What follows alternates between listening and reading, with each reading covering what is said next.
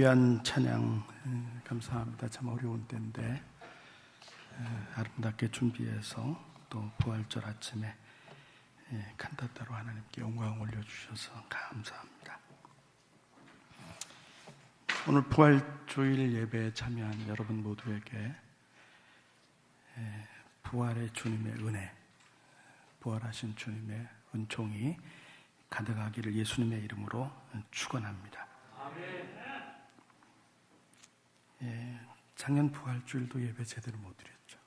그래서 2021년에는 참 제대로 된 그 부활절 예배를 드렸으면 좋겠다, 그런 그 마음의 소원이 있었지만 올해도 역시 전 교인이 함께 모여서 연합으로 예배하는 그런 기회를 못 갖고 또 현장 예배와 그냥 온라인 예배로 겸해서 예배를 드리게 돼서 정말 아쉬움이 많습니다.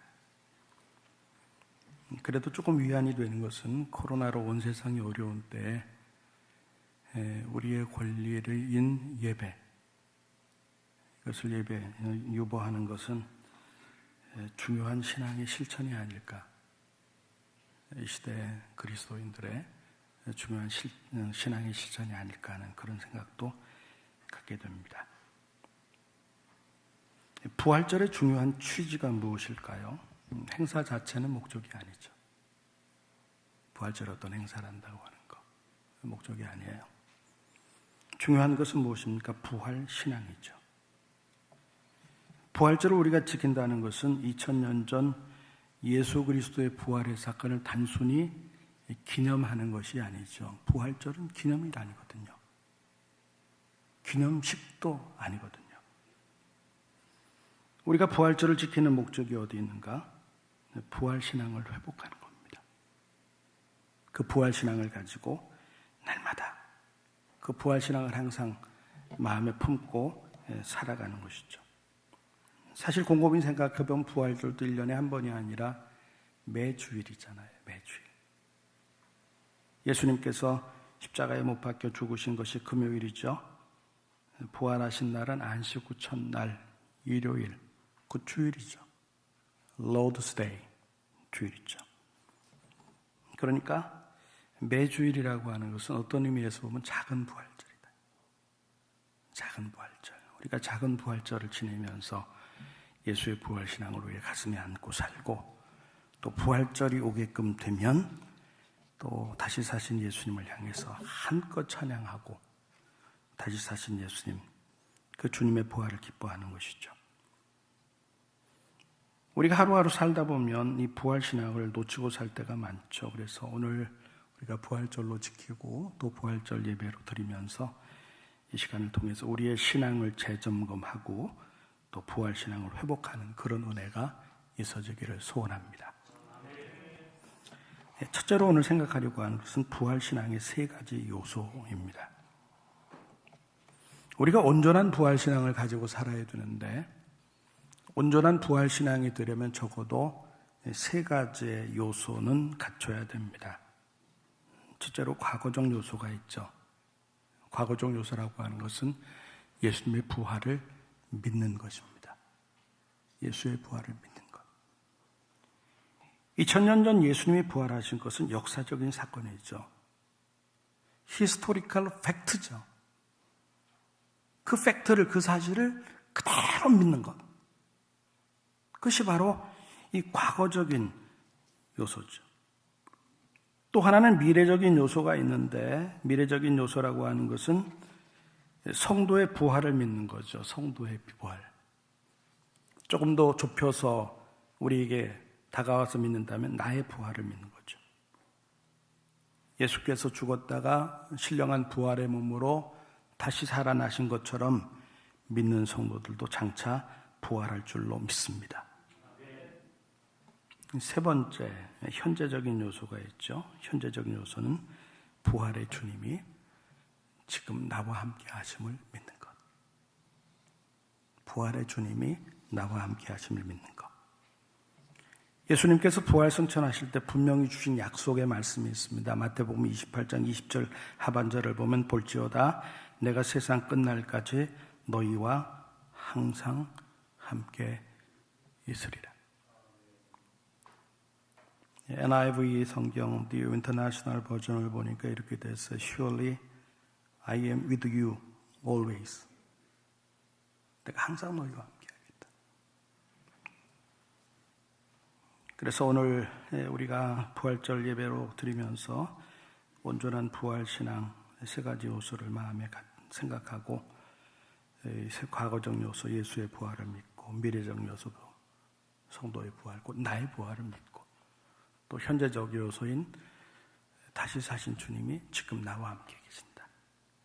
이 사실을 다시 한번 확인할 수 있게 되기를 바랍니다. 이제 오늘 본문을 보겠습니다. 오늘 본문은 유명한 사건의 기록인데 예수님께서 죽은 나사로를 살려주신 이적입니다. 이 나사로라고 하는 사람은 베다니 마을에 사는 사람이죠. 베다니라고 하는 마을에 사는 사람인데 그 누이가 마르다와 마리아예요. 예수님께서 예루살렘을 향해서 올라갈 때쯤 되셨을 때는 아주 습관적이셨던 것 같아요. 예루살렘 근교에 있는 베단이라고 하는 마을을 꼭 들리셨어요. 그러면서 이 나사로 또 누이들인 그 마르다 마리아를 만나면서 그야말로 절친이 됐어요. 아주 친한 그런 관계가 됐습니다.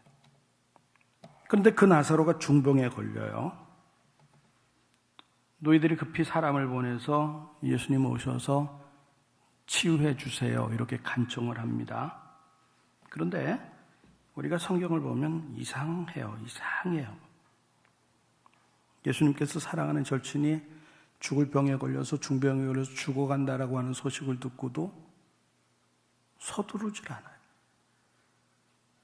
참 신기하다. 참 희한하다. 요한복음 11장 6절을 이하를 보면 계시던 곳에서 이틀을 더 유하셨다. 이렇게 나왔어요. 그렇게도 친한 친구인 나사로가 중병에 걸려서 죽었다고 한 소식을 누이 동생을 통해서 들었음에도 불구하고 계시던 곳에 이틀을 유해요. 급한 소식이 전달됐음에도 불구하고 서두르질 않아요. 특별히 예수님에게 위급한 일이 있었을까? 그보다 더 급한 일이 있었을까? 성경을 아무리 들여다봐도 그 시간에 특별히 위급한 일은 없으셨던 것 같아요. 왜 이러셨을까? 왜 그러셨을까? 천천히 베다니로 가신 예수님께서 동굴 밖에서 마르다를 만나요. 그리고 예수님 만나서 이야기를 하고 마르다는 집으로 산사같이 달려가서 마리아에게 이야기를 하죠. 마리아도 예수님 만나기 위해서 나서요.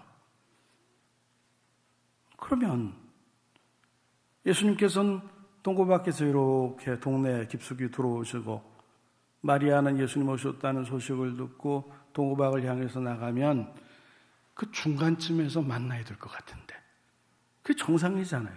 내려오고 올라가면 중간에 만나야 될 것 같은데 성경을 보니까 마리아가 동굴 밖까지 가도록 예수님께서 그대로 그 자리에 계셨어요. 요한복음 11장 30절의 말씀. 그대로 계셨어요. 이 말씀을 우리가 보면 예수님께서 의도적으로 지체하셨구나. 뭔가 의도하는 바가 있으셨구나. 목적하는 바가 있으셨구나. 뜻하신 바가 있었구나라고 하는 것을 우리가 알 수가 있습니다. 왜 그러셨을까? 왜 그러셨을까? 왜 그러셨을까? 이건 우리가 물어야 되고 성경 속에서 답변을 찾아야 될 그런 중요한 질문입니다. 여러분 생각해 보세요. 잘 생각해 보세요. 예수님의 입장에서는 병든 사람 치유해 주는 일이나 죽은 사람 살려주는 일이나 마찬가지예요. 하나님의 아들이신 그분, 전능하신 하나님이신 그분에게 쉬운 일 따로 어려운 일 따로 있어요? 중병에 걸린 사람 고치는 것은 쉬운 일이고 죽은 자를 살리는 건 어려운 일이겠어요? 똑같아요. 그러니까 우리가 이런 생각을 하게 돼요. 이번 기회에 나사로 본인은 물론이고 마르다, 마리아, 누이들은 물론이고 더 나아가서 많은 사람들이 예수님께서 부활의 주님이다, 생명의 주님이다 라고 하는 것을 깨우쳐 주시기 위한 기회로, 그들을 깨우치기 위해서 이렇게 하셨다 하는 것입니다. 마르다도 그렇고 마리아도 그렇고 예수님 빨리 오셨다라면 나사로 죽지 않았을 거예요. 이렇게 아쉬워합니다. 요한복음 11장 21절 이해하죠. 조문객 중에 어떤 사람들은 예수님이 오히려 일찍 와서 고쳐주지 왜 늦게 왔어? 라고 힐난합니다. 은근히 원망합니다. 요한복음 11장 36절 37절. 그런데 마르다가 예수님이 늦게 오셨다 아쉬워하니까 예수님이 하신 말씀이 있어요. 요한복음 11장 25절 26절 우리 한번 같이 읽어보겠습니다. 같이 읽습니다. 시작. 예수께서 이르시되 나는 부활이요 생명이니 나를 믿는 자는 죽어도 살겠고 무릇 살아서 나를 믿는 자는 영원히 죽지 아니하리니 이것을 내가 믿느냐. 아멘. 예수님은 전능하신 하나님의 아들로 생명의 주인이시다. 부활의 주님, 죽은 자도 살리는 부활의 주님이다 하는 말씀을 하십니다. 드디어 예수님이 나사로의 무덤으로 가서요, 마르다는 이렇게 말하죠. 장사는 지는 지 나흘 됐어요. 썩어서 냄새나요. 절망. 마르다의 그 얘기를 듣고도 예수님은 아랑곳하지 않고서 돌 치워라 이렇게 말씀하죠. 그 당시 유대인의 무덤이라고 하는 것은 죽은 시신을 갖다가 동굴 속에다 집어넣고 동굴의 입구를 커다란 돌로 막아놓는 것. 이것이 그 당시 유대인들의 장례 풍습이었습니다. 예수님께서 무덤에 다 가셔서 기도하신 후에 외칩니다. 이렇게 말씀하셨습니다. 요한복음 11장 43절 이 말씀을 하시고 큰 소리로 나사로야 나오라. 나사로야 나오라. 나사로야 나오라. 그러자 죽은 나사로가 살아났습니다. 벌떡 일어나서 무덤 밖으로 나왔습니다. 요한복음 11장 44절 같이 읽어보겠습니다. 시작. 죽은 자가 수족을 배로 동인 채로 나오는데 그 얼굴은 수건에 쌓였더라. 예수께서 이르되 풀어놓아 다니게 하라 하시니라. 아멘. 이 사건을 위해서 많은 사람들이 예수를 믿죠. 죽은 자도 살리시는 예수, 죽어서 나흘이 돼서 썩은 냄새가 나는 사람도 살리신 예수, 죽은 자를 살리신 능력의 주님이라는 사실을 이 사건을 통해서 보고 믿게 됩니다. 그럼 예수님께서 이런 이적을 행하신 구체적인 이유가 무엇일까? 그 이유가 있습니다. 그것은 부활의 샘플을 보여주기 위함이죠. 사람들은 죽은 자가 다시 살아난다는 것을 상상조차 못합니다. 어떻게 죽은 자가 다시 살아요? 생각조차 못합니다. 꿈꾸지도 못합니다. 상상도 못합니다. 그런데 예수님은 어떻게 하셨습니까? 나는 할 수 있다. 시청각적으로 말씀하시고 죽은 자가 다시 살아나는 것을 보게 하시고 시청각적으로 사람들 앞에서 확증해 주셨다 하는 것입니다. 여러분, 우리가 생각해야 될 것이 있어요. 성도도 죽죠. 한 번 죽는 것은 사람에게 정하신 것이니까.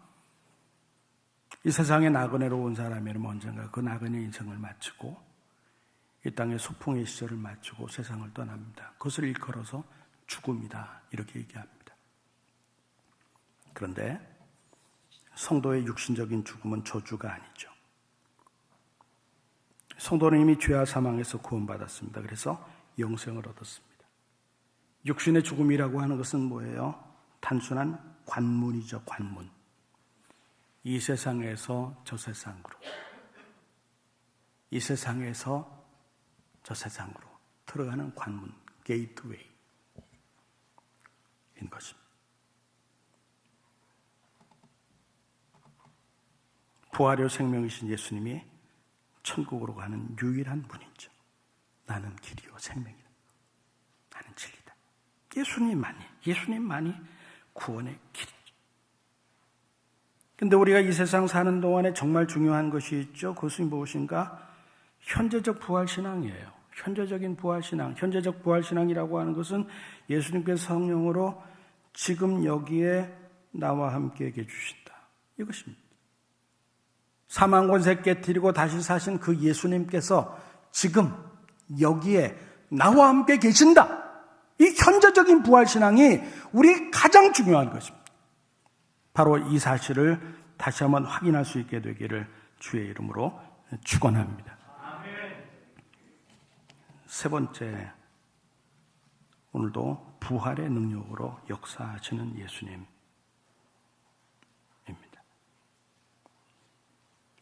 우리나라에 최초로 오신 선교사님들이 계시죠. 우리가 아는 대로 온더우즈 선교사님과 암펜셀러 선교사님 내외였죠. 1885년 4월 5일 1885년 4월 5일 제물포항, 지금의 인천항으로 들어오셨습니다. 그날은 마침 부활절이었습니다. 온더우드와 아펜셀러 부부가 이 땅에 도착하고 도착 즉시에 아펜셀러 선교사는 본국의 선교본부에 이와 같은 기도문으로 보고를 합니다. 기도문이 그대로 남아 있습니다. 우리는 부활절에 여기에 있습니다. 우리는 부활절에 여기에 왔습니다. 이날 무덤의 빗장을 깨뜨린 주님께서 이 백성에게 빛과 자유를 허락해 주옵소서.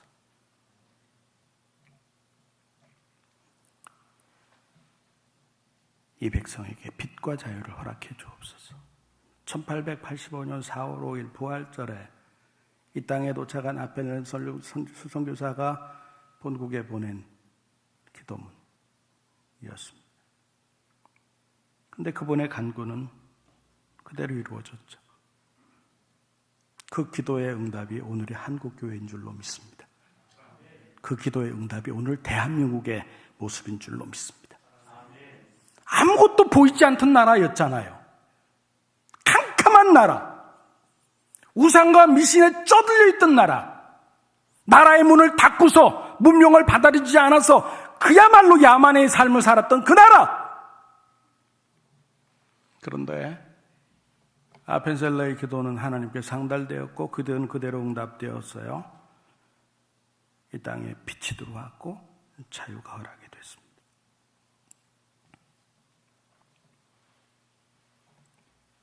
문제가 있죠. 나사로는 몇 날 동안 무덤에 갇혀 있었습니다. 동굴 속 돌문이 닫혀 있어서 빛도 들어가지 않는 그 속의 어둠 세상에서 머물고 있었습니다. 근데 나사로만 그런 것 같지 않아요. 그때도 그렇고 지금도 그렇고 많은 사람들은 무덤에 갇힌 채 살아가는 것 같아요. 캄캄한 무덤 속에 들어가서 어두운 삶을 살아가는 것이 예나 지금에 살아가는 사람들의 모습이라고 생각이 들어요. 그러나 예수님께서 외쳤듯이 나사로야 나오라. 나사로야 나오라. 나사로가 살아났듯이 캄캄한 곳에 무덤에 갇혀서 어두운 삶을 사는 사람이라고 할지라도 부활의 예수를 만나면 그 어두움의 동굴, 어두움의 무덤 속에서 나올 수 있게 될 줄로 믿습니다. 첫째로 부활의 주님을 영접하면 죄와 사망의 무덤에서 나올 수가 있습니다. 고린도전서 15장 50절 이하를 보면 이렇게 말씀합니다. 형제들아 내가 이것을 말하노니 혈과 육은 하나님 나라를 이어받을 수 없고 또한 썩는 것은 썩지 아니할 것을 유혹으로 받지 못하느니라. 보라 내가 너에게 비밀을 말하노니 우리가 다 잠잘 것이 아니요 마지막 날에 순식간에 호련히 다 변화되리니 나팔 소리가 나며 죽은 자들이 썩지 아니할 것으로 다시 살아나고 우리도 변화하리라.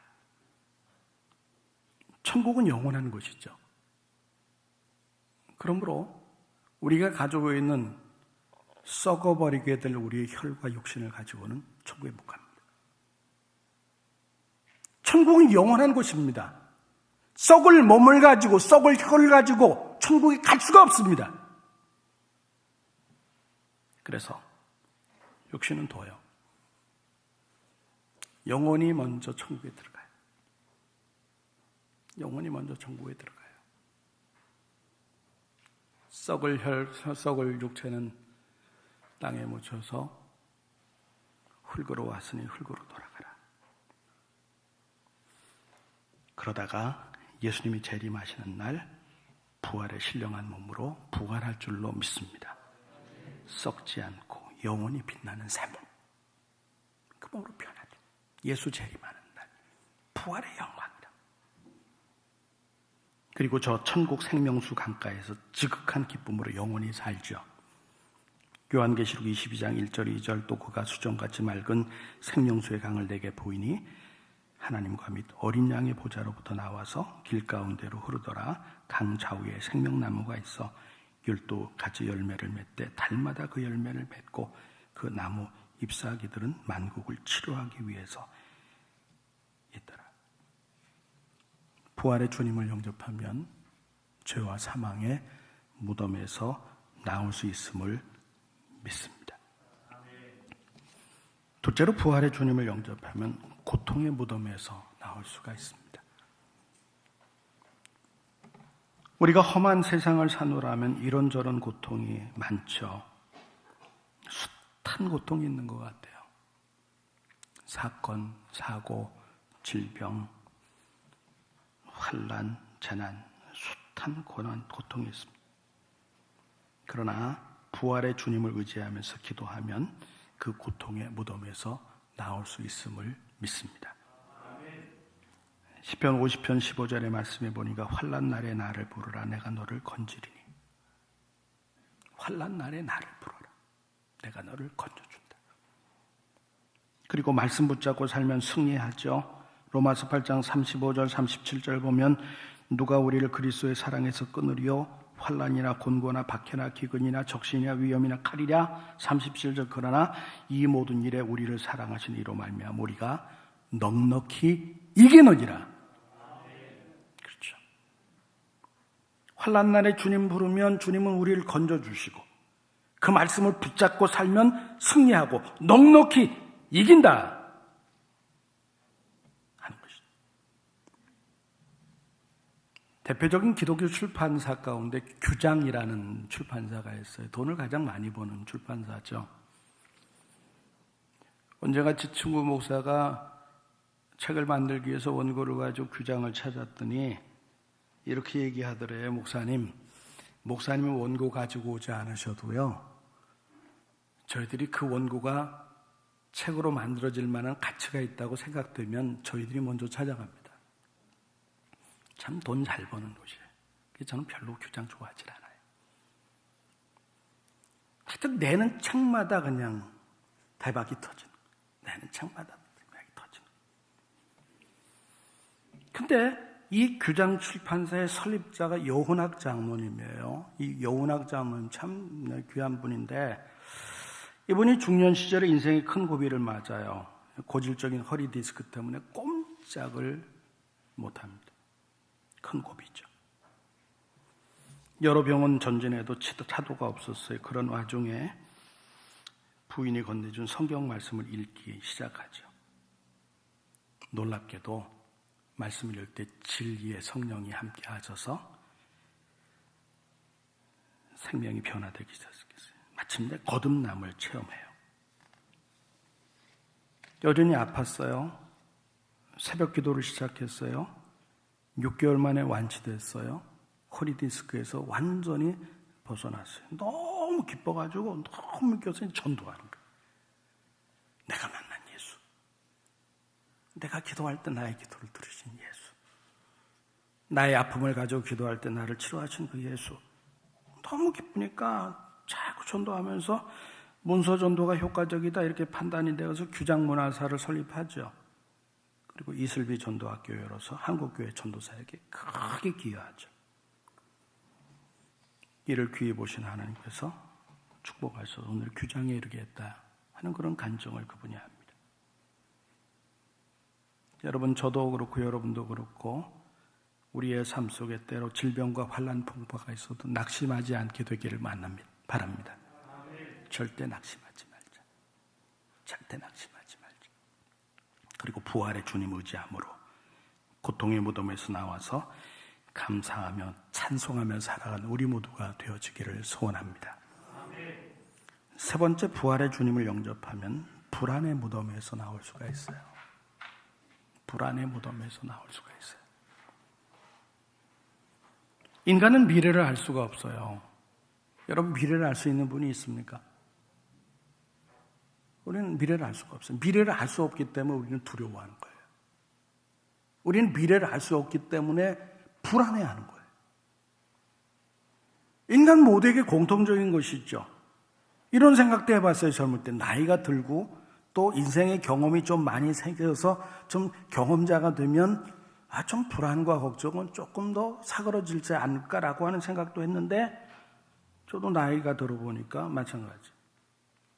나이가 적어도 적으면 적은 대로, 많으면 많은 대로 걱정, 근심, 불안은 똑같은 것 같아요. 세대를 초월해서 누구나 불안하죠. 청년들은 어떤가요? 미래 불안하니까 엉뚱한 방법 쓰죠. 사주 카페 찾아다니면서 사주 보고, 타로 카페 찾아다니면서 또 인생의 운명을 한번 점쳐보고 자꾸 기웃거리죠. 불안하니까. 거기서 끝나질 않아요. 이단에 빠지기도 해요. 때로는 심지어 부적도 갖고 다닌다. 종류별로 가지고 다니는, 종류별로. 결혼 부적도 가지고 다니고, 취업 부적도 가지고 다니고. 그런다고 그 마음속에 있는 미래를 알지 못하는 사람에게 찾아오는 그 불안함, 청년이라고 그것을 벗어날 수 있겠습니까? 안 되죠. 또 불안감, 우울감을 달래기 위해서, 기분 전환을 위해서 술에 한번 취해보기도 하고, 또 각종의 순간적인 쾌락에 빠져보기도 하고, 그러면 우울감이 사라집니까? 불안감이 사라집니까? 사라지지 않죠. 더 심각한 불안감, 우울감 속에 빠지는 거죠.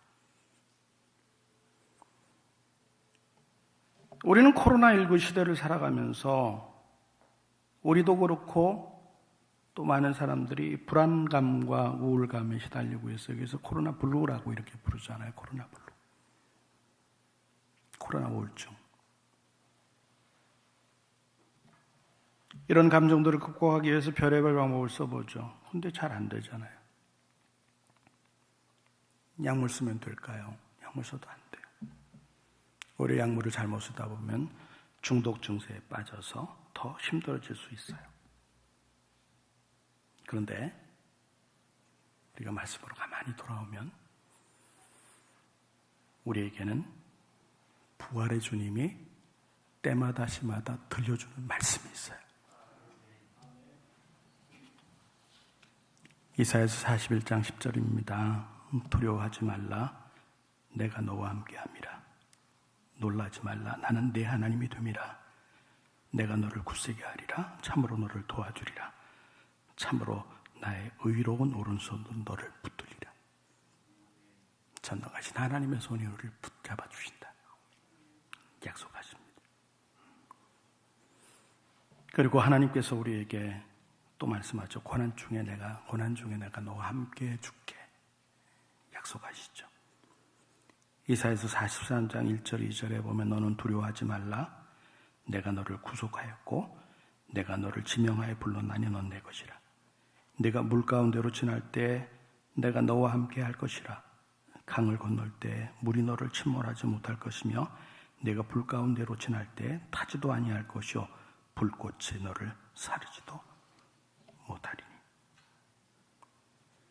우리가 물 가운데로 다니더라도, 불 가운데 다니더라도, 인생의 길을 걸어가면서 별 고난이 닥쳐도 주님은, 부활의 주님은 그 가운데서도 우리와 함께 해주시고 도와주시고 건져주신다. 약속하십니다. 이 말씀을 믿는 사람이 담대하게 승리할 수 있는 거예요. 우리는 고아가 아니에요. 하나님 우리를 무인도다가 던져놓지를 않으셨어요. 이 세상 속에 두셨어요. 고난이 많아요. 역경도 많아요. 불안도 많아요. 코로나19가 오늘 우리에게 주는 두려움도 너무 커요. 그러나 주님은 우리에게 놀라운 말씀으로 우리에게 말씀해 주고 계십니다. 우리와 함께 해주시겠다. 우리를 도와주겠다. 건져주겠다. 이렇게 말씀하신 주님을 만나는 우리 모두가 되기를 예수님의 이름으로 축원합니다. 말씀을 정리합니다. 예수님은 이미 나를 위해서 십자가에 죽으셨다가 부활하셨습니다. 그리고 지금도 살아계셔서 하나님 보좌 우편에서 우리를 감찰하고 계시는 줄로 믿습니다. 그리고 보혜사 성령을 통해서 나와 함께 해주십니다. 우리와 함께 해주십니다. 그러므로 사랑하는 수원복교회 가족 여러분, 부활의 주님을 의지함으로 죄와 사망의 무덤에서 나오시기를 바랍니다. 고통의 무덤에서 나오고 불안의 무덤에서 나올 수 있기를 바랍니다. 그래서 어렵지만 항상 기뻐하면서 승리의 삶을 살아갈 수 있기를 바랍니다. 그리고 언젠가 주님 부르시는 그날은 찬송하면서 천국에 가십시다. 언젠가 주님 부르시는 그날이 올 거예요. 나에게도 여러분에게도. 그날이 언제인지 모르지만 분명히 있을 거예요. 그날 찬송하며 천국에 들어가고 주님이 재림하시는 그날 영광스러운 몸으로 부활하는 그 은혜, 그 축복, 그 승리가 저의 것, 여러분의 것이 되기를 예수님의 이름으로 축원합니다. 주님 감사합니다. 오늘 부활절 예수님이 죽으셨다가 다시 살아나시는 일을 우리가 기억하며 축하하며 예배하고 다시 한번 우리의 부활신앙을 확증할 수 있는 은혜를 주셔서 감사합니다. 내가 믿으면 하나님의 영광을 보리라. 내가 믿으면 하나님의 영광을 보리라. 주님 우리에게 말씀하시고 나사로야 나오라 주님 말씀하셨습니다. 주님 날마다 현재적인 부활신앙을 가지고 나와 함께 계신 주님과 함께 이 거칠고 험한 인생길 주님 의지하며 승리의 삶을 살아가는 우리들이 되게 해 주옵소서. 죽어도 다시 산다고 하는 이 부활의 능력 우리가 믿고 의지하게 하시고 날마다 굴 속에 들어가고 그래서 그 무덤 같은 세상 속에 들어가고 거기서 어두컴컴한 삶을 살지 않게 하시고 하나님 나사로에게 외쳤던 주의 말씀이 나를 향한 주의 음성임을 기억하고 부활의 주님 의지함으로 그 캄캄함 속에서 그 어두움 속에서 벗어나서 주님이 주시는 빛으로의 삶, 영광으로의 삶, 승리의 삶을 살아가는 우리 모두가 되게 하여 주옵소서. 예수님의 이름으로 간절히 기도드리옵나이다. 아멘.